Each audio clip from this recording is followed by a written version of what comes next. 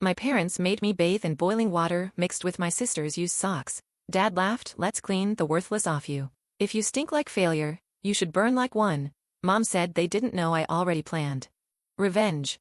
The first time I realized I wasn't really a daughter in their eyes, I was maybe 8. My sister Kenzie had spilled soup on the rug, and before I could even say a word, my dad's belt was already in his hand. My mom's voice echoed like a commandment. She was born to be punished. Kenzie was born to shine. But I stayed because where else do you go when the people who made you also break you? Now at 26, I lived in the same house I grew up in, only now I paid rent. Yes, rent to my parents, while Kenzie lived in the guest house for free. My paycheck from a local antique shop barely covered groceries and rent. They took everything, my warmth, my dignity, and they loved to rub it in. Please subscribe to our channel and tell us in comments from where are you watching this video? Kenzie had a dozen skincare products, perfumes, spa towels. I had a bar of cracked soap and a towel with cigarette burns.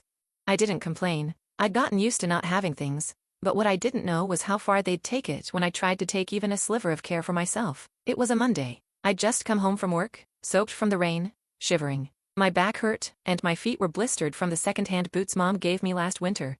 I went to the bathroom. The water heater had finally been fixed, and for once, I thought maybe, just maybe, I'd allow myself a warm bath. The minute I turned on the faucet and sat in, something felt wrong. Scalding, too hot, too fast, I screamed. My skin stung like fire, like needles tearing through flesh.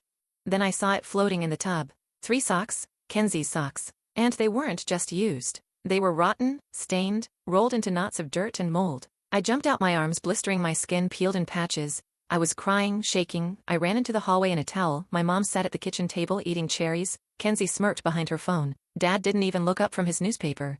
Mom popped a cherry into her mouth and said with a smirk, "Maybe now you'll smell like someone useful. Those socks cost more than your job pays." Kenzie added with a cackle. Now she finally has something in common with the trash can. I wanted to scream. I wanted to break something, but I just stood there, a grown woman, trembling in a towel, my skin raw, and no one in that house gave a damn. That night, I laid in bed clutching ice packs, listening to my parents laugh in the kitchen about how dramatic I'd been. I didn't sleep. I didn't cry. But something settled inside me, something cold, something patient. The next morning I woke up with a new purpose, not survival, strategy. I stopped fighting. I smiled when they mocked me, laughed when they insulted me. I even started cleaning Kenzie's car without being asked. I watched them lower their guard, and I waited because they had no idea I'd already set the plan in motion. It started the moment I overheard Kenzie's secret, the one she begged them to keep hidden, the one that would burn cleaner than boiling water ever could. Kenzie's secret came out on a Thursday evening when she was too drunk to whisper and too arrogant to think I mattered. I was folding laundry, hers, obviously, when she stomped in through the front door, heels in hand, mascara streaked reeking of perfume and vodka. She dropped her purse on the floor and collapsed on the couch, giggling to herself. "I told you," she slurred, speaking into the phone on speaker, "they'd never find out. I used her ID. The loser doesn't even know." My name flashed on her screen as the ID image. My face, my driver's license, my birth date. I froze. Then the voice on the phone, some guy I'd never heard, chuckled. "You're lucky the meds didn't react. Faking a pharmacy tech cert is risky, Kenz, but damn, you're hot when you lie." She giggled. "As long as I use Elena's name, the background checks pass. Nobody checks the trash can, daughter." My heart stopped. Kenzie had been using my name to land a pharmacy job, one that paid triple what I earned in the antique store. She had no license, no training. She was handling real prescriptions, fake degrees, and it was all buried under my identity. Worse, my parents knew. That night, I crept down the hallway past Kenzie's room where she snored like a satisfied criminal into the kitchen. My mom was there half asleep sipping wine in the dark. She didn't flinch when I whispered, "She's using my name for prescriptions." Instead, she smiled into her glass and said, "Then maybe you're finally useful for something." That one line rewired something in me. I didn't go to sleep. I went online. I researched the pharmacy board, whistleblower laws, license lookups. I read about patient safety violations and legal consequences for impersonation. I studied every legal word like a survival manual. I learned the names of every drug Kenzie had access to. I found the right place to report it anonymously. Then I printed everything I found. I built a file with photos of her fake certifications, screenshots of her texts, even a voice memo from that drunken night. And I didn't stop there. I knew if Kenzie fell, my parents would shield her again. So I built a second file. This one was about them, about the injuries, the burns. I took photos of the peeling skin, collected the towel they handed me after that bath. I logged every verbal assault they gave me afterward. I visited a doctor and got a statement even though I had to save for weeks to pay for it in cash so they wouldn't trace it.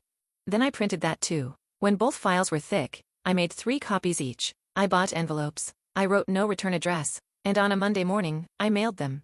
One to the State Board of Pharmacy, one to the Department of Child and Family Services, and one to a journalist who had just covered a medical negligence scandal in our county. Then I waited, and I kept pretending. I laughed when my mom called me bio-trash. I smiled when my dad barked, "Don't walk like that in the house. You look like you belong in an asylum."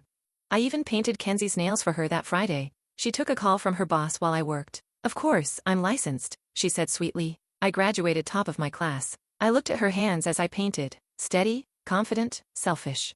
I didn't say a word because I knew what was coming, and when it did, I'd be right here watching, not screaming, not crying, just watching them burn under the truth they used me to hide. It started with a knock. Kenzie opened the door wearing a silk robe and a smug grin, assuming it was another delivery or admirer. But instead, 2 serious-looking men in black coats flashed badges. "State Board of Pharmacy, are you Mackenzie Avery?" Her smirk faltered. "Yes, we're here regarding a tip involving fraudulent licensure and illegal handling of prescription medication under a falsified identity. We'd like to speak with you about your employment at Crestview Pharmacy."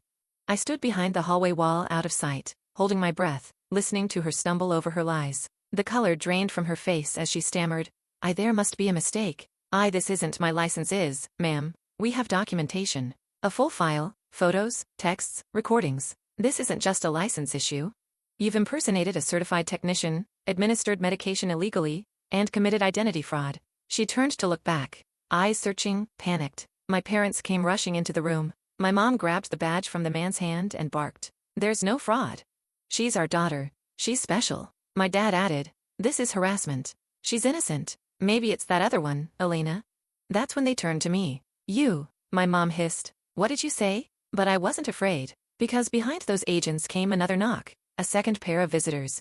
This time, it was from Child and Family Services. A woman with a calm, practiced voice said, "We're following up in a report of long-term physical and emotional abuse. The subject's name is Elena Avery." My parents stopped cold. "What? Nah? That's our daughter too," my mom snapped. "She's just dramatic." But they weren't listening to her. The woman turned to me.